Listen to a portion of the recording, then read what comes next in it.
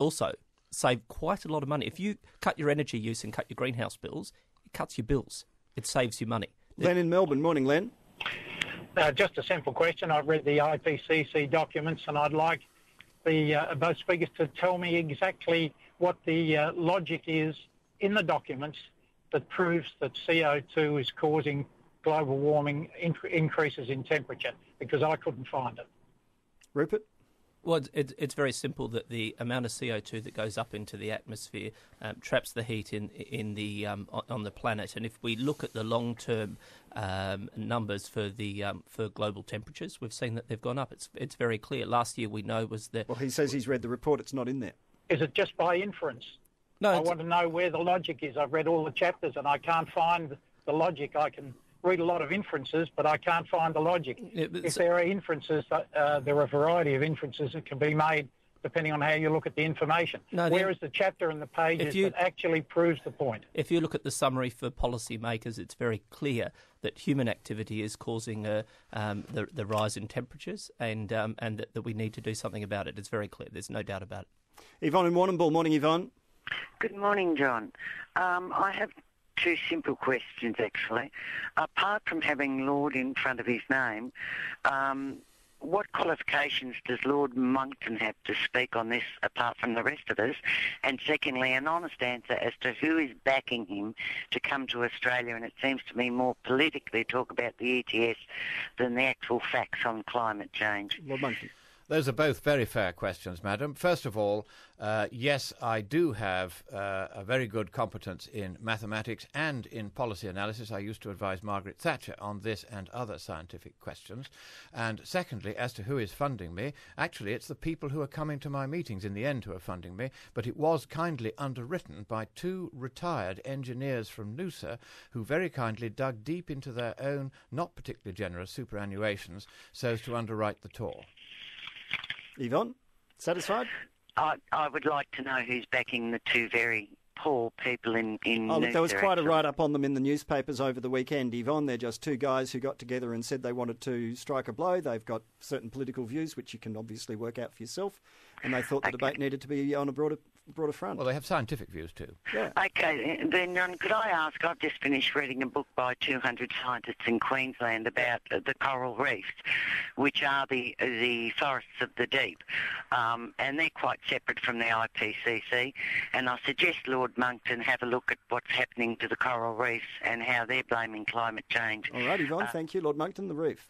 Yes, certainly. The reef, in fact, according to a diver I happen to know who's been diving on that reef for 50 years, is doing just fine. What I can say is that a recent survey of the reef done independently and not by politicised scientists, but by a few scientists who actually know something about coral reefs, found that of the various species of coral first identified there by British marine biologists in 1928, all are there and all are thriving. You don't need to worry about the supposed acidification of the oceans. It can't actually happen. There are very powerful scientific but temperatures can why rise. It can't. Yes, but however, the Barrier Reef Authority has established that sea temperatures in the region of the reef have not changed at all over the last 30 years. Rupert?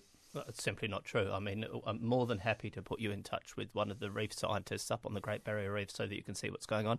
It's been it's been a number of years since I went diving along there to have a look at the impacts of climate change on there and the coral bleaching that's taking place. But I mean, I'd encourage you, Christopher, to spend some more time here in Australia and have a look at particularly the extreme temperatures that we're seeing here, the decreases in rainfall that we've seen, rainfall shows no trend in the last 100 years here. Yeah, I'd encourage you to talk to people who've lived in Melbourne and see what they think about the impacts of climate change here. Now, that's the Meteorological Office's figures, your Meteorological Office's figures. I did study those before I came here. I'm more than happy for you to talk to the Meteorological Association here about that. But if you spend any time here in Australia, whether it's by the Great Barrier Reef or if you go out into rural Victoria and have a look at the impacts of the drought, it will be very clear to you that we're starting to see some of those effects. And so to suggest that the Great Barrier Reef is not being affected by rising temperatures really shows that you haven't seen what's going on. I have the figures from the Barrier Reef Authority. I have their chart. I've got it in my slides. I'll be showing it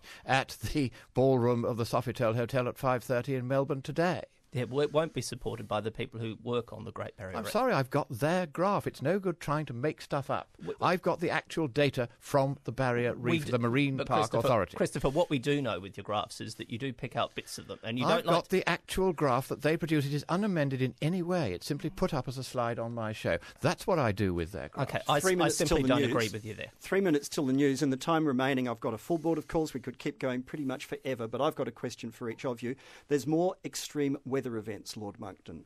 More extreme weather events, whether we're talking about the winds that drove our bushfires a year ago this week, or whether we're talking about more tsunamis and earthquakes or so on, cyclones and the like. And climate scientists say that extreme weather events of any kind are part of their scenario. What's wrong with that theory? Well, the first thing that's wrong with that is the UN itself has now rowed back rather vigorously in the last week on that, and it has said that all the data that suggested that there would be more droughts, floods or other extreme weather events as a result of global warming will have to be, and this is their phrase, re-evaluated. But you still could have an increase in It is in fact frequency. settled science that outside the tropics you're likely to have fewer storm events. It is also settled science that over the last 100 years there has been no increase in typhoons and other such strong storms, and on any view, putting more CO2 in the atmosphere has absolutely no influence on the earthquakes you mentioned. And Rupert, the continued claims of exaggeration, it would seem damaging the credibility of climate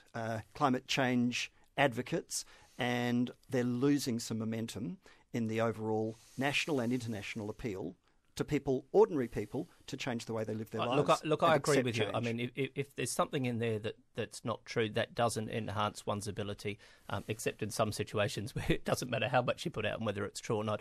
But the reality is that we are starting to see countries make very firm commitments to taking action on climate change, and we're not seeing people back away from that. So there is no doubt that the world understands that there needs to be action on climate change. Exactly how we do it, not everybody's sure yet, but there is no doubt that action is starting to happen, and we're not seeing countries moving away from taking action on climate change. And that's a good thing, because we will have a better economy, we will have better jobs, and we'll have a better planet if we take action in a sensible and a concerted way. Well, in the meantime, at least we're able to have a debate about it, which at one stage, of course, there are arguments that we shouldn't even be debating this anymore. Do you think that was a mistake, tactically? I don't think anyone said we shouldn't have a debate. Well, plenty of people did. Plenty of people said that someone like Lord Monckton shouldn't be given the time of day. I've had text messages galore saying, why do you even have him on air? You're giving him credibility. He's a lunatic and all the rest of it. Look, I think many of those comments are fairly accurate, but there's no reason why we can't have a discussion. But what I'd really be interested in having a discussion is, how do we ensure that Australia's economy can compete with China that is transforming? How do we ensure that we have the clean jobs of the future? How do we make sure that our businesses are as efficient as possible? Unfortunately, that's really the debate that we need to have. Watch the nations just fading away from the Copenhagen process. Most of them haven't even complied with the most elementary of its provisions already. The fact is, the game is up. The science is in, the truth is out, the scare is over.